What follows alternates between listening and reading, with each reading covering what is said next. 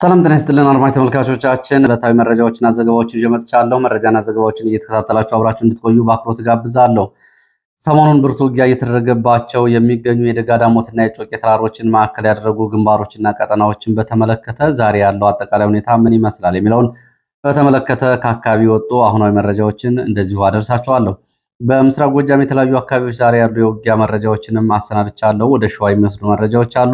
ወደ ወሎም የሚወስዱ መረጃዎች አሉ። እነዚህን ጨምሮ በመላው የአማራ ክልል አካባቢዎች አሉ አሁናዊ ሁኔታዎችን በተመለከተ በቅደም ተከተል በዚህ ሰዓት የምሰሟቸው የግንባር ዝርዝር የአውደ ውጊያ ውሎ መረጃዎች አሉ። እስከ መጨረሻው አብራችሁ እንድትቆዩ ነው በአክብሮት የምጋብዛችሁ።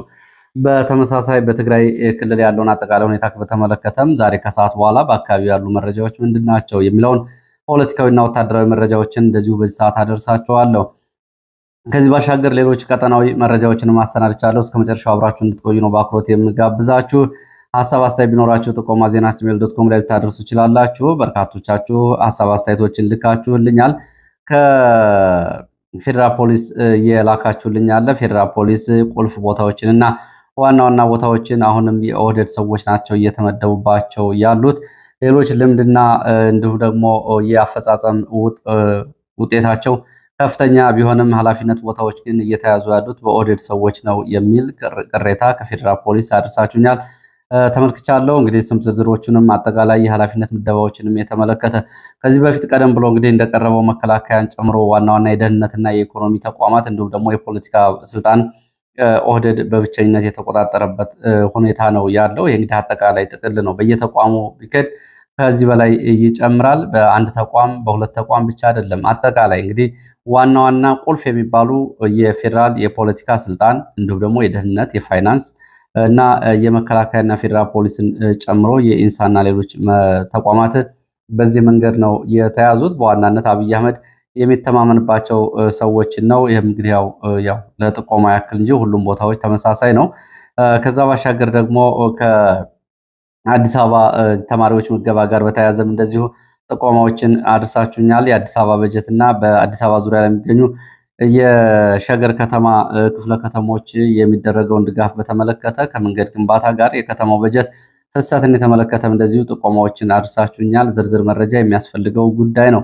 በመስሪያ ቤቱና በተቋሙ አካባቢ ያላችሁ ካላችሁ መጋለጥ ያለበት እንግዲህ ከአጠቃላይ አድሏዊ አሰራሮች ውስጥ አንዱ የሆነውን በተለይ ሸገር ከተማ አመሰራረት አዲስ አበባን አንገት ለማነቅ መሆኑ ይታወቃል። እነ ሽመልስ አብዲሳ በየመድረኩ በኩራት የሚያቀርቡት ቢሆንም ከተማው ሸገር ከተማ ተብሎ የሚጠራው ከአዲስ አበባ እንዲነጠሉ ከተደረጉ በኋላ ብዙ ቦታዎች የመሬት ዋጋ በእጅጉ ቀንሷል። የሰራተኛ እንቅስቃሴ የለም።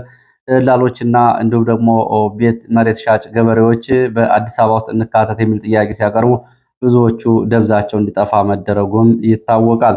በማንኛውም ጥቆማው ደርሶኛል። በእጅጉ ነው የማመሰግነው። ከትራንስፖርትና ጉዞ ጋር በተያያዘ ነው። ይህንም ተመልክቻለሁ፣ አድርሳችሁኛል፣ አመሰግናለሁ።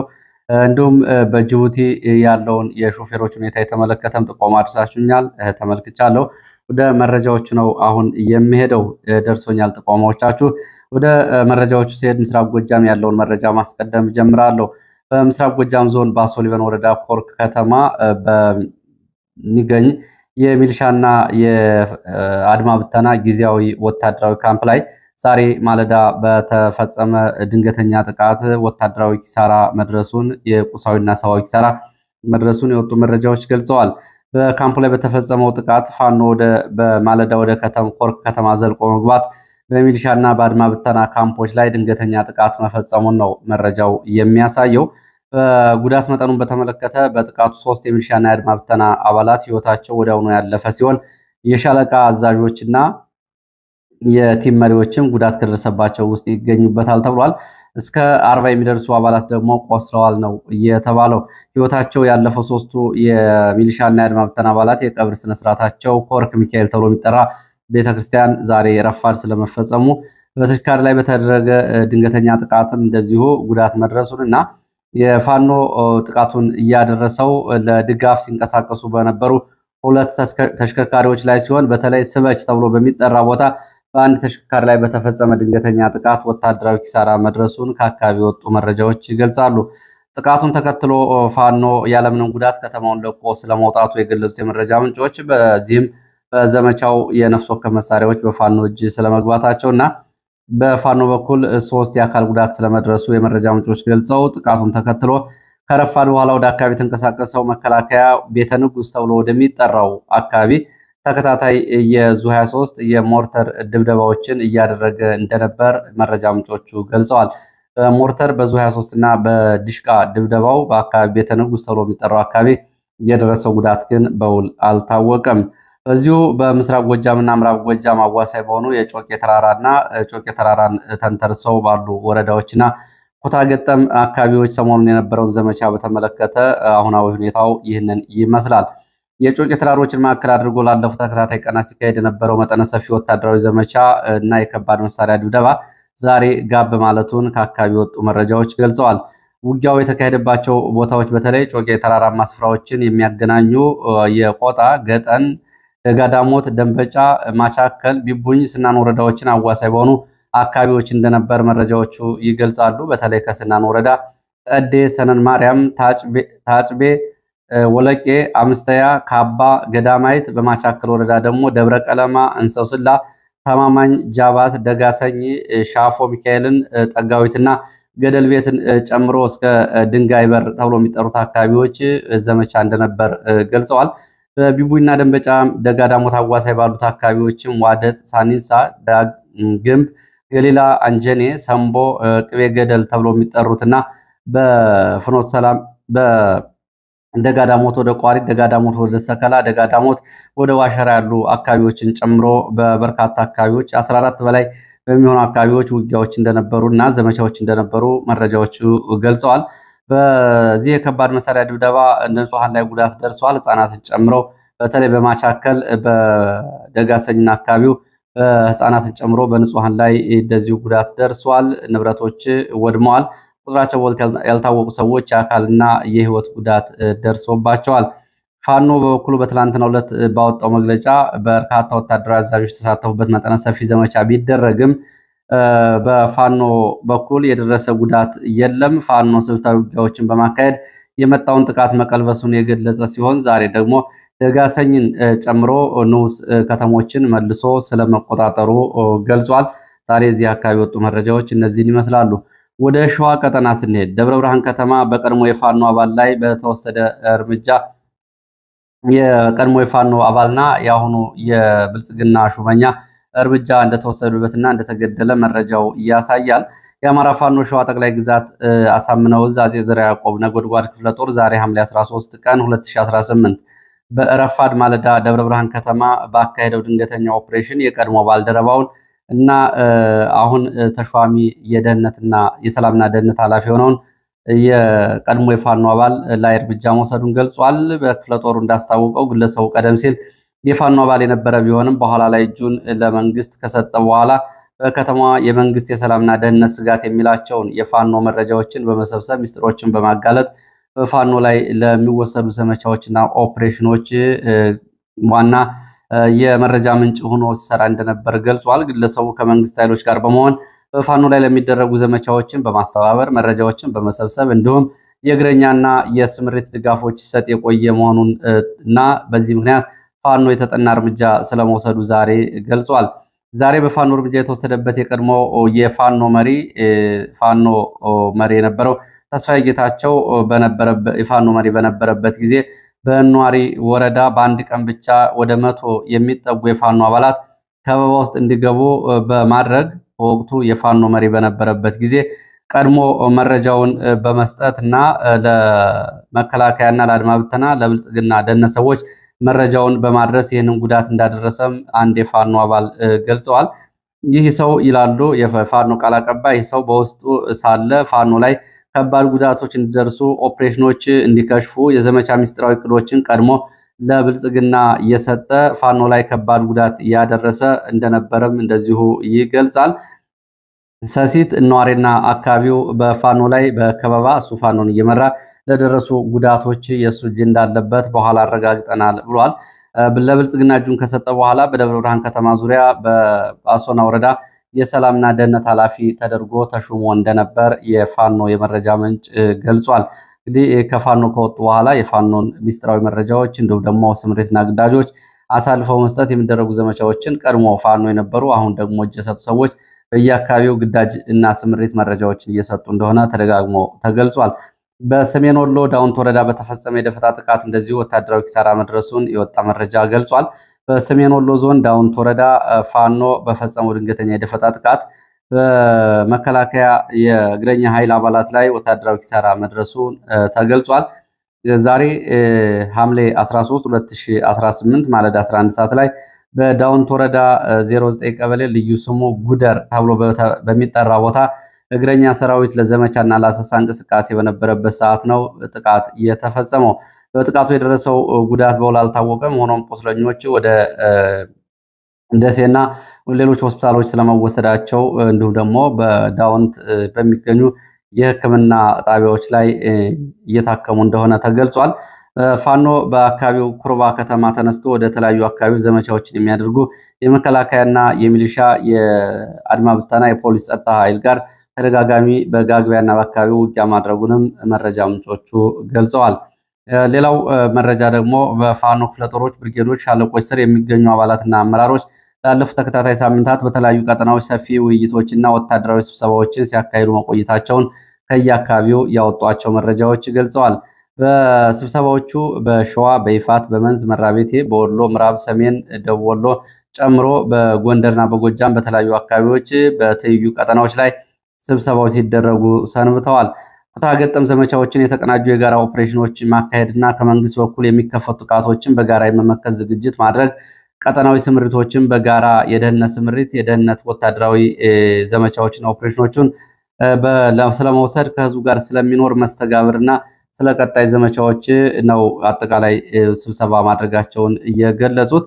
በዚህም ባለፈው ሰኔ ወር ጀምሮ በመንግስት በኩል የሚደረጉ ስልታዊ የሌሊት የኩታ ገጠም ዘመቻዎች ታሳቢ ማድረግ ፋኖ ግዳጅና ስምሪት ቀጠናዎችን እንደገና ማስተካከልና የመልካም ምድር ስምሪቶችን ለማሻሻል ይሄ ስብሰባና የአባላት ወቅታዊ ውይይት አስፈላጊ ሆኖ እንደተገኘ የፋኖ ህዝብ ግንኙነቶች ያወጧቸው መረጃዎች ያሳያሉ።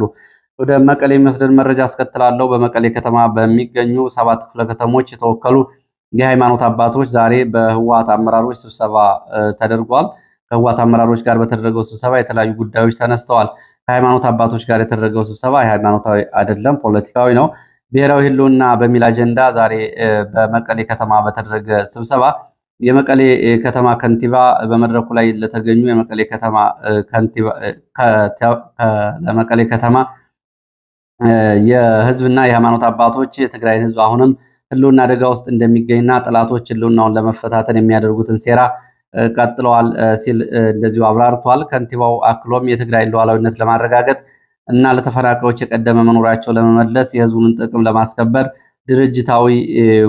ድርጅታዊ ጥንካሬ እና የሚሰነዘሩ ጥቃቶችን በጋራ መመከት አለብን የሚል ጥሪ ማቅረቡ ነው እየታወቀው። ትናንትም በተመሳሳይ ደብረጽዮን እንደዚሁ በዚህ መድረክ ላይ ስብሰባ አድርጎ እንደነበርና የወጡ መረጃዎች ተላለፉ አቋሞች መዘገባቸው ይታወቃል። በዚሁ በትግራይ በኩል ዛሬ በትግረኛ ከወጡ መረጃዎች መካከል በትግራይ ክልል ያለው የነደብረጽዮን ቡድን በነ ጀነራል ታደሰ ወረደ መካከል ያለው ውጥረት ተካሮ ጀነራል ታደሰ ወረደ የመኖሪያ ቤት ውስጥ የቁም እስረኛ እስከመሆን ድረስ ደርሷል የሚሉ መረጃዎች ወጥተዋል። የሕክምና አገልግሎትና መድኃኒቶች እንዳያገኝ ስለመደረጉ፣ በመኖሪያ ቤቱ ውስጥ ተከቦ እንዳይንቀሳቀስ ስለመደረጉ መረጃዎች ገልጸዋል። የነ ደብረጽዮን ቡድን ጀነራል ታደሰ ወረደ የሚፈልገውን ጥቅምና ድጋፍ ይህን ሰውዬ ላይ ካገኘ በኋላ በአሁኑ ወቅት በመኖሪያ ቤቱ የቁም እስረኛ አድርጎታል ተብሏል። ባለፈው ሳምንት የአሜሪካው አምባሳደር ማሲንጋ ጀነራል ታደሰ ወረደ ጋር የያዙትም ቀጠሮ በነ ጀነራል ፍስሐ ማንጁስ በተለይ ተስፋዬ ባንዳ ተብሎ በሚጠራው የቪአይፒ ልዩ ጥበቃ በኩል እንዲከሽፍ መደረጉ ይታወቃል። ይህንን ተከትሎ እንግዲህ በመቀሌ እንዳይንቀሳቀስ ተደርጓል የሚሉ መረጃዎች ዛሬ ወጥተዋል። ይህንን በተመለከተ ታደሰ ወረደ ወደ አዲስ አበባ እንዳይሄድና ሕክምና እንዳያገኝ ተከልክሏል የሚለውን መረጃ በተመለከተ አውራምባ ታይምስ ውሸት ነው መረጃው የሚል ማረጋገጫ አግኝቻለሁ ብሎ ዘግቧል። አውራምባ ታይምስ ታደሰ ወረደ ወደ አዲስ አበባ የመሄድ ሀሳብም የለው ፍላጎትም የለው የተከለከለው ሕክምናም የለውም ሲል ነው እንግዲህ ይህንን ዘገባ ውሸት ነው በሚል ዝርዝር ማብራሪያ አግኝቻለሁ ብሎ ምላሽ እየሰጠው የወጣቶችን አፈሳ በተመለከተና ከወጣቶች አፈሳ ጋር በተያያዘ የህወሓት ታጣቂዎች እንደዚሁ ይህን የገንዘብ ምንጭ አድርገውታል የሚሉ መረጃዎችም ወጥተዋል። ዛሬ ጠዋት ባቀረብኩላችሁ መረጃ በጅማ፣ በወሊሶ፣ በወላይታ፣ በሲዳማ በተለያዩ የኦሮሚያ ክልል አካባቢዎች የሚታፈሱ ወጣቶች ቤተሰቦች ለሚያፍሱ ሚሊሻዎች እና ፖሊሶች ገንዘብ በመክፈል ልጆቻቸውን እያስለቀቁ እንደነበር ተገልጿል። በትግራይ ያለውም ተመሳሳይ ነው። የህወሓት ታጣቂዎች ወጣቶችን በግፍ በመያዝ ነፃ ለማውጣት ከፍተኛ የሆነ ገንዘብና ጉቦ እየጠየቁ ይገኛሉ። በዚህም መንገድ ላይ የተያዙ 50 ሺህ ብር እንዲከፍሉ ከማሰልጠኛ ካምፕ ለማስወጣት ደግሞ እስከ 100 ሺህ ብር እየተጠየቀ እንደሆነና ይህም በሞባይል መኒ ለጸጥታ ኃላፊዎች ለታጣቂ አዛዦች ገንዘብ ከተሰጠ በኋላ ልጆች ከካምፕና ከተያዙበት የማሰልጠኛ ቦታ ከወታደራዊ አገልግሎት እንዲያመልጡ ወይም ደግሞ እንዲሾልኩ እየተደረገ እንደሆነ ነው የተገለጸው። በትላንትናው ዕለት እንደዚሁ በራያ ቀጠና ወደ መቀሌ መንገድ ላይ የነበሩ ሾፌሮች ተይዘው ሔዋኔ ተብሎ የሚጠራ አካባቢ በ100 ሺህ የሚቆጠር ገንዘብ ካስከፈሉ በኋላ እንደለቀቋቸው ተገልጿል። በተመሳሳይ እንደዚሁ የባንክ ሰራተኞችን ጨምሮ የካሜራ ባለሙያዎች ዛሬ በአክሱምና በምስራቅ ዞን ህንጣሎ አካባቢዎች መታሰራቸው ታውቋል። አክሱም አካባቢ ወጣቶች የታሰሩት በሞባይል ቪዲዮዎችን እየቀረጻችሁ ወታደራዊ እንቅስቃሴዎችን እየቀረጻችሁ ቅስቀሳ እያደረጋችሁ ነው በሚልና ለጥላት እየሰራችሁ ነው በሚል ተይዘዋል። በተመሳሳይ ህንጣሎ ወረዳም በማህበራዊ ሚዲያ የለውጥ ደጋፊ ነን በሚል የነደብረጽዮንን ቡድን ተቃውሟቸዋል በሚል የባንክ ማኔጀሮች ጨምሮ ተይዘዋል የሚሉ መረጃዎች ናቸው የወጡት። ወደ ቀጠናዊ መረጃዎች እንሄዳለን። ግብጽ እንግዲህ ባለፉት 10 ዓመታት በዚህ ልክ በኢትዮጵያ ዙሪያ ባሉ ቀጠናዊ ጉዳዮች ላይ ወታደራዊ እንዲሁም ደግሞ ቀጠናዊ ብልጫ ወስዳ አታውቅም። ይህንን በተመለከተ ያለው አጠቃላይ ጉዳይ ምን ይመስላል እንመልከተው። ግብጽ ኤርትራና ቀይ ባህርን የተመለከተ ሞቃዲሾ የተካተተችበት ስብሰባ ትላንትና ተደርጓል። ከዚህ ጋር በተያያዘ ግብጽ ኤርትራ የቀይ ባህርን ወሰን የሌላቸው ሀገራትን የባህር በር ለማግኘት የሚያደርጉትን ጥረት እና የሚጭኑትን የደህንነት ስምምነቶች ሙሉ በሙሉ ውድቅ ማድረጋቸው ነው የታወቀው። የቀይ ባህር አስተዳደርና ደህንነትን መጠበቅ ኃላፊነት በዋናነት የባህሩ ድንበር ተጋሪ ወደብ ያላቸው ሀገራት ብቻ እንደሆን ትላንትና ኤርትራ፣ ሞቃዲሾና ግብጽ በድጋሚ በዚህ ጉዳይ ላይ ስምምነት ላይ ደርሰዋል። የጋራ አቋማችን ነው ብለው ወስደዋል። የግብጽ የውጭ ጉዳይ ሚኒስትር አብደላቲ ከኤርትራቻቸው ኦስማን ሳላህ ጋር ትላንትና ስብሰባ ማድረጋቸው ከአፍሪካ ቀንድ መረጃዎች መካከል ብዙ ሚዲያዎች የሸፈኗቸው ናቸው። ሁለቱ ሀገራት በቀይ ባህር ቀጠና ወሰን የሌላቸው ሀገሮች ዓለም አቀፍ ሕግን በመጣስ የባህር በር ለማግኘት የሚያደርጉትን ማንኛውንም ጥረት ወይም የደህንነት ስርዓት ለመጫን የሚደረግ እንቅስቃሴ በጽኑ እንደሚቃወሙ አስታውሰው በዚህም ወደ ወታደራዊ ስምምነት የደረሰ ጉዳይ ላይ መነጋገራቸው ታውቋል። ለኤርትራ ሉዓላዊነትና አንድነት እንዲሁም ደግሞ ግዛታዊ መረጋገጥ ሙሉ ድጋፍ እንደምታደርግ ግብጽ አስታውቃለች። በትላንትናው ዕለት በሱዳንና በሶማሊያ ወቅታዊ ሁኔታዎች ላይ የመከሩትም እንደዚሁ የኤርትራና የካይሮ ባለስልጣናት ግብጽ በአፍሪካ ቀንድ ሰላምና መረጋጋት ቀጥታ ብሔራዊ ደህንነት አካል ደህንነቷ እንደሆነ እንደምትቆጥረው እንደዚሁ ገልጻለች። ግብጽ እንግዲህ የሱዳን ጉዳይ፣ የኢትዮጵያ ጉዳይ፣ የኤርትራ ጉዳይ፣ የአፍሪካ ቀንድ ጉዳይ እንደ ብሔራዊ ደህንነት ስጋቷ ተመልክተዋለች ነው የተባለው። እንግዲህም የሚያስቅ ነው። ለማንኛውም የሀገራት ሉዓላዊነትን የሚሸረሽሩ ወይም ደግሞ የቀጠናውን መረጋጋት የሚያናጉ አንድ ወገን እርምጃዎችን ውድቅ እንደሚያደርጉ ነው የተነጋገሩት።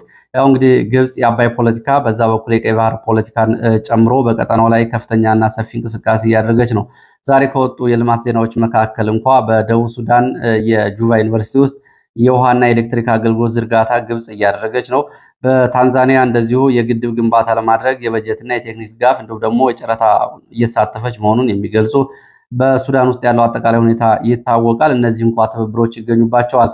በተመሳሳይ በጅቡቲም እንደዚሁ የሶላር ኢነርጂ ከኢትዮጵያ ኤሌክትሪክ ጅቡቲን ለማላቀቅና ጅቡቲን በእጇ ለማስገባት እንደዚሁ አማራጭ የሶላር ኢነርጂዎችን ለማቅረብ ግብጽ የተንቀሳቀሰች መሆኗን የልማት ትብብሮች ያሳያሉ። የዚህ ሁሉ ዋና ዓላማው ግን ወታደራዊ የቀጠናውን የኃይል ባለቤትነት አባይን እስከ ምንጩ መቆጣጠርና የቀይ ባህር ቀጠናን ሙሉ በሙሉ በመቆጣጠር በዚህ ቀጠና በተለይ የኢትዮጵያን አጠቃላይ ሁኔታ በቁጥጥር ስር ለማስገባት የሚደረግ የዘመናት እንቅስቃሴ ነው። በነገራችን ላይ ግብጾቹ ከአሁን በፊት ሙዚንጀር ፓሻ በሚባሉ ወታደራዊ አዛዥ አማካኝነት አባይን ምንጭ ለመቆጣጠር እንደዚሁ ዘመቻ ማድረጋቸው ይታወቃል። ሰሞኑን በተደጋጋሚ ስማቸው ሲነሳው የነበረው አጼ ዮሐንስ በጉንደትና ጉራ ተብሎ በሚጠሩ ቦታዎች የግብጽ ወራሪዎችን ሙዚንጀር ፓሻን ድል ማድረጋቸውም ይታወቃል። ምንም እንኳ ወደኋላ ያለው ጉዳይ ሰፊ ታሪክ ቢኖረውም ሌላው ባለፈው ግንቦት ወር በወደብና ትስስር ጉዳዮች የባህር ትራንስፖርት ዘርፍ የተፈረመውን ስምምነት መነሻ ማድረግ ግብጽ የግል ባለሀብቶች በኤርትራ ኢንቨስትመንት እንዲያደርጉ እንደዚሁ ጥሪ ቀርቧል። እንግዲህ ከዚህ ባለፈ የባህር የትራንስፖርት የወደብ እንዲሁም ደግሞ የመድኃኒትና የትምህርት ድጋፍና የማዕድን ልማቶች ጉዳዮች እንደተነጋገሩባቸው መረጃዎቹ ገልጸዋል። የኢትዮጵያን የባህር በር እንቅስቃሴ ለመግታት የተደረገ ዲፕሎማሲያዊ ስምምነት ነው ሲሉ በርካቶቹ ይህን ተችተዋል። ወደብ የሌላቸው ሀገራት በኃይልም ሆነ ባልተገባ መንገድ ባህር በር ለማግኘት የሚያደርጉት ጥረት በሚል የተቀመጠው ነጥብ ኢትዮጵያ ከሶማሊያን ጋር ያደረገችው የመግባቢያ ስምምነትና የኢትዮጵያ የባህር በር ፍላጎት ላይ ታሳቢ የተደረገ ዲፕሎማሲያዊ ስምምነት እንደሆነ ተንታኞች ይገልጻሉ። ግብጽ በቀጠናውና በቀንዱ ምስራቅ አፍሪካ ያላት ተጽዕኖ ለማጠናከር የስዊዝ ካናልና የቀይ ባህርን እንዲሁም የአባይ ፖለቲካን በበላይነት ለመቆጣጠር እያደረገችው ያለው ጥረት ነው ከትብብር ባሻገር ተብሏል። ወደ ሱዳን አጫጭር መረጃዎች ስንሄድ በሱዳን በደፈጣ ጥቃት በፈጥኖ ደራሽ ኃይሉ ላይ ጉዳት መድረሱ ታውቋል። ዛሬ ከፍተኛ ጉዳት ደርሷል። ሰሜን ኮርዶፋን ግዛት ውስጥ በሚገኝ አልሃዲ ተብሎ በሚጠራ ቦታ እንደዚሁ ፈጥኖ ደራሽ ኃይሉም የድሮን ጥቃቶችን ፈጽሟል። በሱም ላይ ደፈጣ ጥቃቶች ተፈጽመውበታል። እንደ መረጃ ምንጮች ከሆነ አርኤስኤፍ በአልወይድ ከተማ የሚያደርገውን እንቅስቃሴ የህዝብና የዓለም አቀፍ ማህበረሰብ ትኩረት የሳበው ጉዳይ በሌሎች አካባቢዎች ላይ ጥቃቶችን ለመፈጸም እየተጠቀመበት ይገኛል ተብሏል። የሳተላይት ምስሎች በአልወይድ ከተማ የሚያሳዩ ትልቅ ወረራ የሚያሳይና ከተማው ሙሉ በሙሉ ከበባና በቁጥጥር ስር እየገባ እንደሆነ ነው። አርኤስኤፍ ዓለም እዚህ አካባቢ አይኑን ትኩረት ሲያደርግ በሌሎቹ አካባቢዎች ሰብአዊ ጥሰቶችን እየፈጸመ እንደሆነ ነው እየተገለጸ ያለው። በሰሜን ኮርዶፋን አቢሲያ ተብሎ በሚጠራ ከተማ የአርኤስኤፍ ተዋጊ ቡድን ሙሉ ትጥቅና ተሽከርካሪዎች ይዞ ለሱዳን ጦር እጅ መስጠቱም ዛሬ ተሰምቷል። የቡድኑ መሪ በሰጠው አስተያየት አርኤስኤፍ አመራሮች ለጥያቄያቸው ምላሽ ባለመስጠታቸው በቂ ስንቅና ጥይት እንዲቀርብላቸው ባለማድረጋቸው ተበሳጭተው ወደ ሱዳን ጦር መቀላቀላቸው ነው የታወቀው። የሱዳን ጦር እና ተባባሪ ኃይሉ በሰሜን ኮርዶፋን ኡምሩ ቀረፋ ተብሎ በሚጠራ ቦታና ደላንጅ ተብሎ በሚጠሩ አካባቢዎች በአርኤስኤፍ ሚሊሻዎች ላይ ዛሬ የተቀናጀ አየር ጥቃት ስለመፈጸሙ የሱዳን ሚዲያዎች ዘግበዋል። አርኤስኤፍ ደግሞ በቻድ ድንበር አቅራቢያ የምትገኝ ቲና በተብላ በሚጠራ ከተማ ደግሞ ደጋግሞ በፈጸመው የድሮን ጥቃት ጉዳት መድረሱ ታውቋል። በዚህ አካባቢ በተፈጸመ የድሮን ጥቃት ዳር ዛጋዋ ተብሎ የሚጠሩ ህዝቦች አካባቢውን ለቀው ስለመውጣታቸውና የድሮን ጥቃት ሰለባ ስለመሆናቸው ታውቋል። ከሱዳን ጦር ጎን የተሰለፉ የዳርፉር የጋራ ኃይሎች ተብሎ የሚጠሩት አካባቢዎች ዳርፉርን ከአርኤስኤፍ ነፃ ለማውጣት ከአልቡራን ጎን ተሰልፈው እየተዋጉ እንደሆነ የወጡ መረጃዎች ገልጸዋል። የያሌ ዩኒቨርሲቲ የሰብአዊ ምርምር ላቦራቶሪ ያወጣው አዲስ የሳተላይት መረጃ ደግሞ አርኤስኤፍ በሰሜን ዳርፉር ኡምር ባሩ ተብሎ በሚጠሩ አካባቢ ህዝቦችና በሲቪል መሰረተ ልማቶች ላይ ውድመት ፈጽሟል የሚል ነው። በአሜሪካ በሱዳን የጣለችውን ማዕቀብና አልቡርሃን እንደማይቀበሉ ገልጸዋል። የሱዳን መንግስት አሜሪካ በጦር ኃይሉ ላይ የኬሚካል የጦር መሳሪያ ተጠቅሟል በሚል ያነሳቸውን የማዕቀብና ዛቻ ውድቅ በማድረግ ይህ የክስ ተቀባይነት የሌለው ህገወጥ እርምጃና ማሸማቀቂያ የፖለቲካ ፍላጎትን ለማስፈጸም በአሜሪካ በኩል የመጣ ጫና ነው ብሏል እና አልቡርሃን ቡድን። ሌላው አረብ ኤሚሬትስ የምግብ ፕሮግራምን WFP መኪኖች አውሮፕላኖችን በመጠቀም ሰብአዊ ኮሪደሮችን በመጠቀም ለአርኤስኤፍ የጦር መሳሪያ ድጋፍ አድርጋለች ተብሏል። ዛሬ $30 ሚሊዮን የሚገመት የሰብአዊ አገልግሎት ወደ ኒያላ ከተማ ማጓጓዟን የገለጹት የመረጃ ምንጮች እነዚህ የሰብአዊ እርዳታ ተብለው የተጓጓዙት አብዛኞቹ ለአርኤስኤፍ ወታደራዊ ሎጂስቲክ ሊሆን ይችላል ብለዋል። በመጨረሻ መረጃችን በሶማሊያ ታችኛው ሸበሌ በተካሄደ ወታደራዊ ልዩ ኦፕሬሽን በርካታ የአልሸባብ ቡድን አባላት ስለመገደላቸው የወጣው መረጃ ያሳያል። ለሰዓት ከተለያዩ አካባቢዎች ማሰባሰብ ወደ እናንተ ያደረስኳቸው መረጃዎች እነዚህን ይመስላሉ።